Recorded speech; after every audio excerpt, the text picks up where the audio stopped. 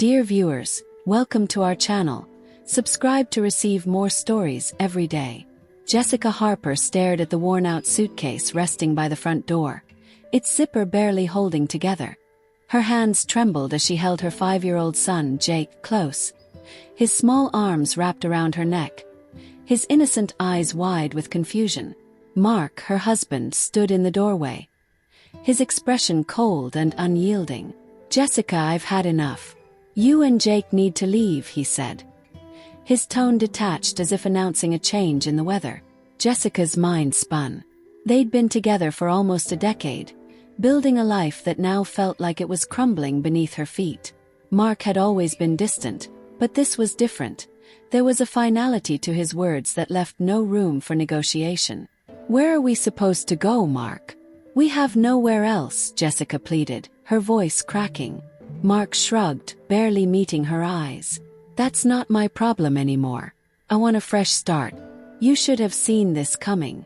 Jessica's legs felt weak as she picked up the suitcase, her mind racing with panic. How could everything fall apart so quickly? She had no job, no savings, and no family to lean on. Her only thought was to shield Jake from the harsh reality unfolding before them. She turned to him, forcing a small smile. "It's going to be okay, buddy. We'll figure something out." They left the house that night, the cold air biting at their faces as they walked away from the life they had known.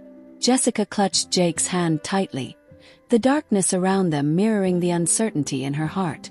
They found temporary shelter at a rundown motel on the edge of town, where the walls were thin and the air smelled of mildew.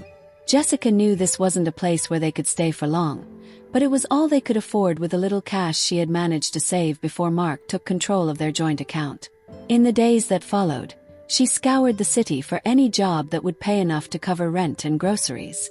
She found herself cleaning houses during the day and waiting tables at a local diner at night, her hands raw and sore from the constant work. Yet she kept going, fueled by the determination not to let Jake see her despair. They ate modestly, shared a single bed, and Jessica read Jake bedtime stories to keep his mind away from their hardships. But no matter how hard she worked, it never seemed to be enough. The bills piled up, and the pressure became a constant weight on her chest. There were nights when, after putting Jake to sleep, Jessica sat at the tiny kitchen table in their small apartment, tears streaming down her face as she wondered how much more she could endure. Then came that fateful day. Jessica was finishing her shift at the diner, her feet aching from hours of running between tables, when she noticed a flashing sign across the street. Lottery jackpot. $500 million. It was a number she couldn't even fathom. In a moment of exhaustion and whimsy, she dug into her apron pocket for her last few dollars and bought a ticket, tucking it away without much thought. Days turned into weeks, and life continued its relentless pace. Jessica had forgotten about the ticket amidst her daily struggle to survive. Then one evening, as she sat at the kitchen table sorting through bills, she came across the folded slip of paper. She laughed softly to herself, thinking it was a hopeless dream. But when she checked the numbers against the winning draw, her hands began to shake. They matched. Every single number matched. For a moment, she thought it was some kind of mistake, a cruel joke her weary mind was playing on her. She checked again and again, until the reality of what she was seeing sank in. Jessica had won the lottery. She stared at the ticket, her breath coming in short, disbelieving gasps. It felt as if the universe had just pulled the rug out from under her once again, but this time in a way she never could have imagined. The next few days were a blur for Jessica. She moved through the motions of her daily routine in a daze, afraid to believe in the impossible, fearing it would slip away if she acknowledged it. But the reality of her win couldn't be ignored. She contacted the lottery office, verified her ticket, and soon found herself sitting in a plush conference room, clutching the ticket as if it were a lifeline. "Congratulations, Ms. Harper," the lottery official said with a smile as wide as his polished desk. "You are now officially the winner of $500 million. Jessica's heart raced.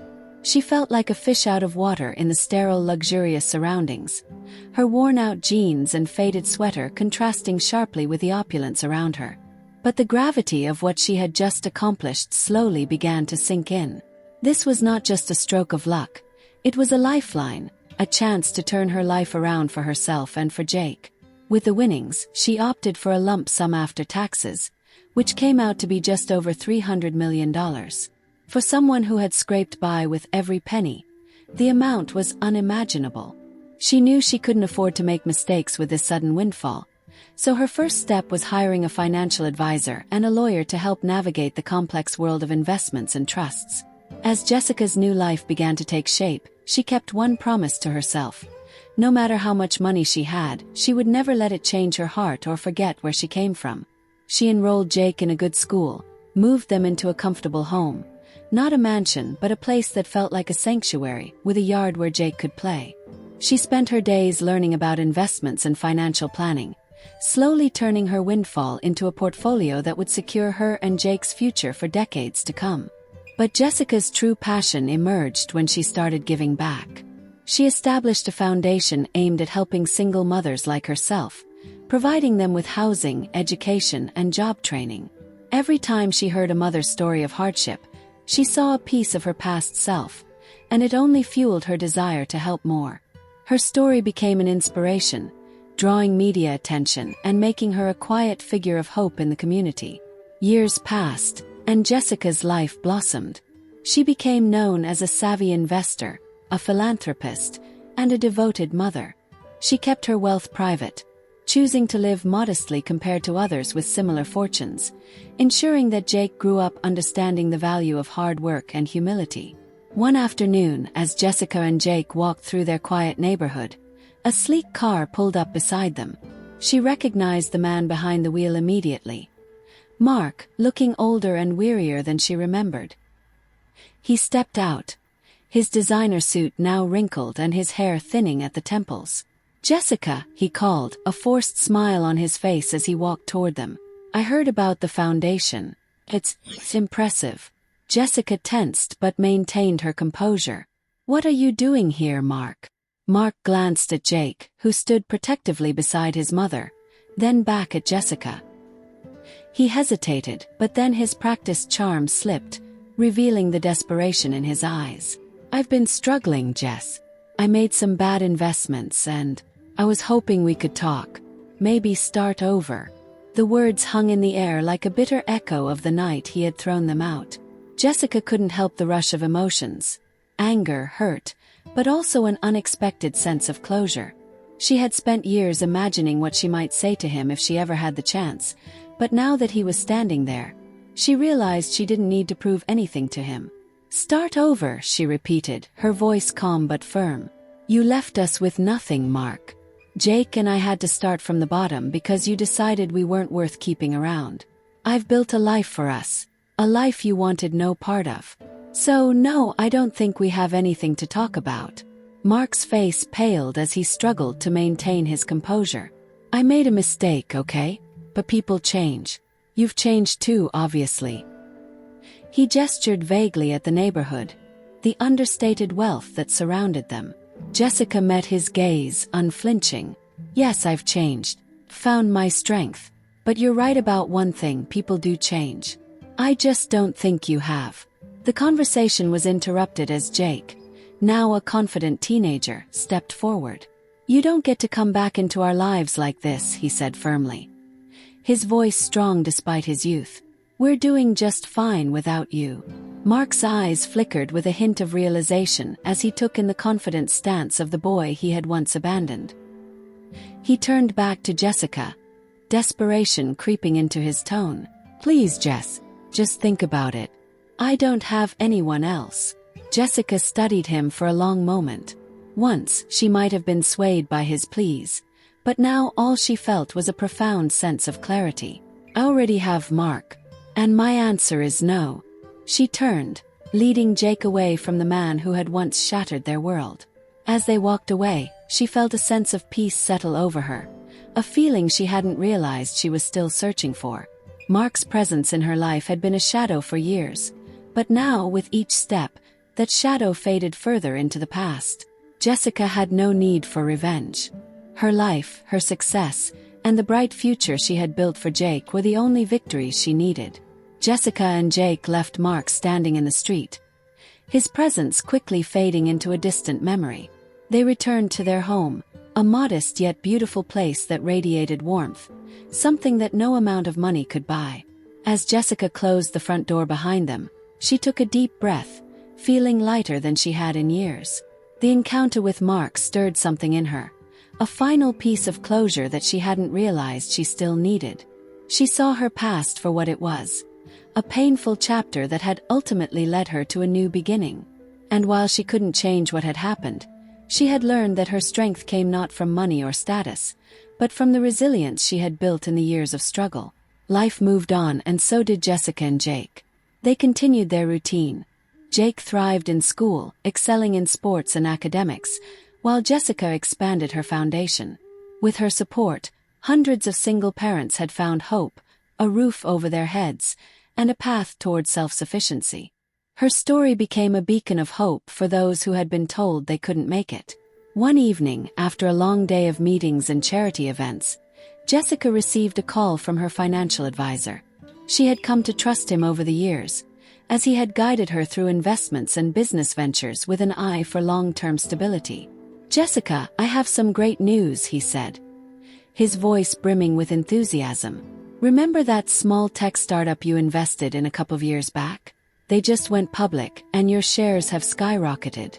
It's added another substantial sum to your portfolio. Well over $100 million. Jessica let out a breath of disbelief, laughter bubbling up from somewhere deep inside her. "That's incredible. It's hard to believe how far we've come." Her advisor chuckled. "You deserve it, Jessica. You made smart choices, and you always stayed true to your values. It's rare in this business, and it's why you've continued to succeed." After ending the call, Jessica looked around her office, the walls lined with photographs of the families her foundation had helped. She thought back to the early days when she and Jake had barely scraped by, living in that cramped motel room. The memory was like a distant dream, a reminder of a life that seemed worlds away from the present.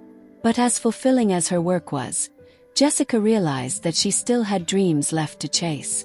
She decided to pour even more of herself into her foundation, expanding its reach to other cities, providing scholarships, and starting job training programs. Her influence grew, and soon she was being asked to speak at conferences and fundraisers, her story inspiring others to overcome their challenges. One day, after a particularly successful fundraising event, she received a letter from someone she never expected to hear from again. Mark. The handwriting was shaky, almost unrecognizable, and the tone was far from the arrogance she had come to associate with him.